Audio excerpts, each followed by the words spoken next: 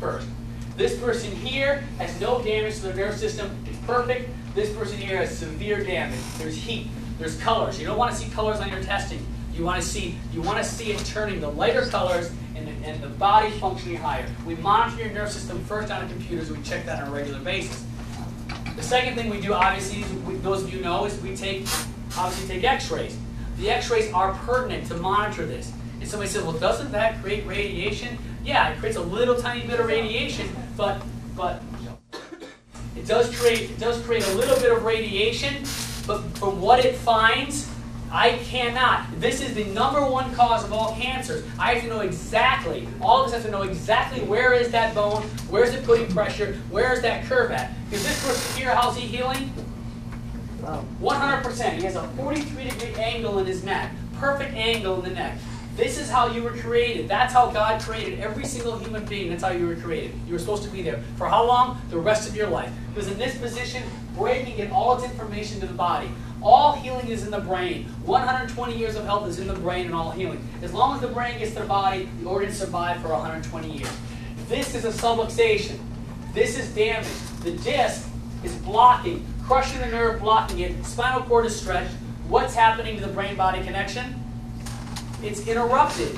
It's decreased. This person has about 60% function. 60% function from brain to body. This person has 100. Who gets cancer first? Obviously this one. This person here smokes every single day. This one doesn't smoke at all. Who gets cancer first? This one, because what's the brain going to do to the smoke? Get rid of it. Eliminate it. This person eats bad and eats toxic and drinks sodas every day. Drinks 8 a day somehow. What does the brain do to the soda? It takes a little bit of water, absorbs it, and gets rid of the rest, because that's how smart the brain is. The brain will keep you functioning alive. No matter what, it'll do that. The brain has to connect to the body. The #1 cause of all cancer and all disease is when the brain and body don't connect. Because if you're here, it doesn't matter what you put into your body, it won't absorb. The brain is what, does everybody understand? Your brain is what creates absorption. Your brain is what tells where those nutrients need to go. It takes the enzymes to build your food. It talks to everything. You have to be in a 43-degree angle. How long? For the rest of your life. Those of you who aren't there yet, that's why you don't miss your traction. You don't miss your corrective air exercises. Those of you who aren't getting results fast enough, now we're sending you home. You've got to start doing at-home stuff.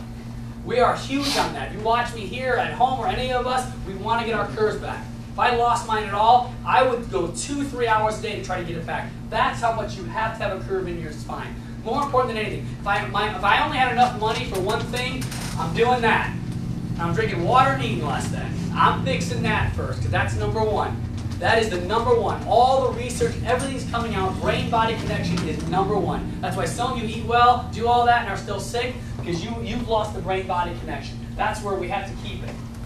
This is what happens over time, and this is the problem. This is what I see with a lot of our cancer patients after the age of 55 or 60. Guess what happens when you get here and here? Guess what happens? We cannot reconnect the body again at 100%. What's going to happen? You'll never ever survive to your fullest. We can still help you, but you'll never get back to your full potential. You cannot degenerate. If you degenerate, your organs die faster. You can't survive as long. If we can't get this connection fully back, you can't absorb everything. You can't stay alkaline. You can't do anything right. You have to keep brain and body connected at 100%. That's why it's so important that you never, ever, ever degenerate. And the only way you'll degenerate is if the spine's out of alignment, you're missing your adjustments, you don't have your curves back. You'll never degenerate.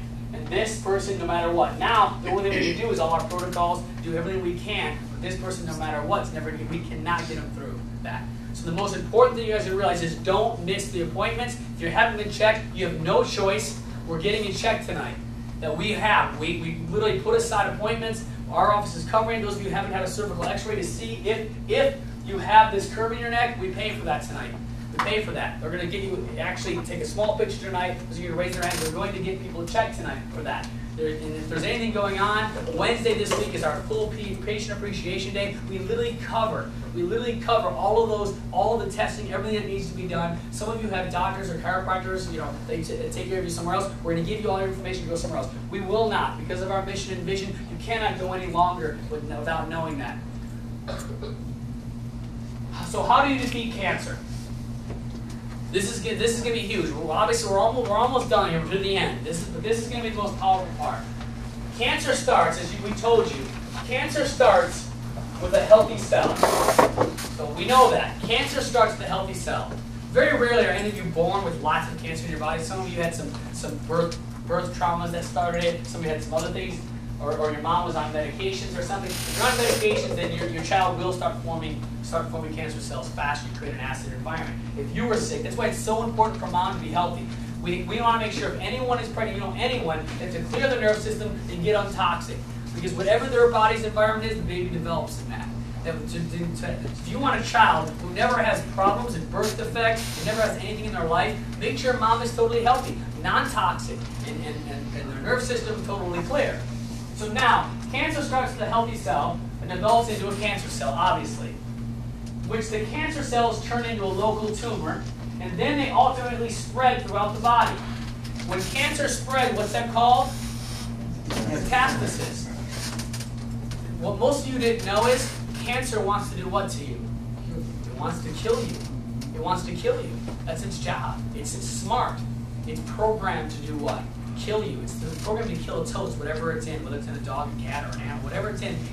Its job is to kill you and take you over. That's scary. The goal of cancer is to kill you.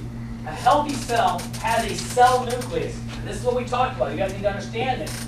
Your cells have a nucleus. Does anyone know the importance of the nucleus of a cell? It's the brain of the cell. It's the brain. Your cells have a brain. Every cell. So this literally is the brain of your cell. And what's it full of? Knowledge. It's smart. All cells have a brain. All your cells have a brain. And so cancer cells have a brain, and all your normal cells have a brain. They know what they have to do. They're smart. And so a healthy cell has a nucleus, which contains all the information, what the cell is designed to do.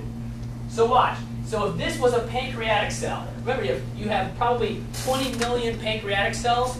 Its job then, the brain of your little cell says, you need to produce what? Glucagon. You need to produce things so the body can run. If it's a white blood cell, it has a little memory in it to do what? To go out and attack and fight things. All your cells have a little tiny brain in them, so they know exactly what to do. So a healthy cell has a nucleus, which contains all the information for the cell to do what it has to do. A pancreatic cell, its purpose is to produce insulin and glucagon, so you can survive and live. Every cell, no matter what it is, needs energy. So let's say this is a normal cell. Let's say this is a cancer cell right here. Each one of those cells has to have energy to do what? To survive. And so the healthy cell needs vitamins, minerals, and amino acids. So what turns a healthy cell? So what turns this healthy cell into a cancer cell? So here's a cancer cell. What turns this healthy cell into this cancer cell? What turns it there? Toxicity, lack of oxygen, lack of nutrients. All toxicity and deficiency will begin to turn this cell into a cancerous cell. So now that cell becomes cancerous. The first thing this cell will do. So now we have a cancer cell here. So let's just say this is in your lungs. You have a cancer cell there. The brain of a cancer cell does what? It starts to multiply. So what does it want to do? It wants to take over. So it starts forming another cell just like it. And it starts forming another cell just like it. So now you have probably maybe 20,000 cancer cells right now in your lungs. 20,000 are there. If a cancer cell forms, it's contained by connective tissue called collagen. So watch how smart this is. This is real important for you guys to understand it. The brain is smart. The brain will take collagen and it will do what to it? It'll take it. It'll actually create a connective tissue like this. And it does it like this. It creates connective tissue around your cancer cells. Your brain, your body will actually create elasticity. It creates collagen. It creates, because what does the brain want? What is the brain trying to do to cancer? Stop it from spreading. Because you can live with tumors. You can. It may be miserable, but you can live with a tumor. You can't live with when it metastasizes. So the brain is smart. The first thing it does is it will try to keep it enclosed so it can't get anywhere else. The reason why the brain does that, do you know why the brain does that? Because it wants to give the body time to finally do what?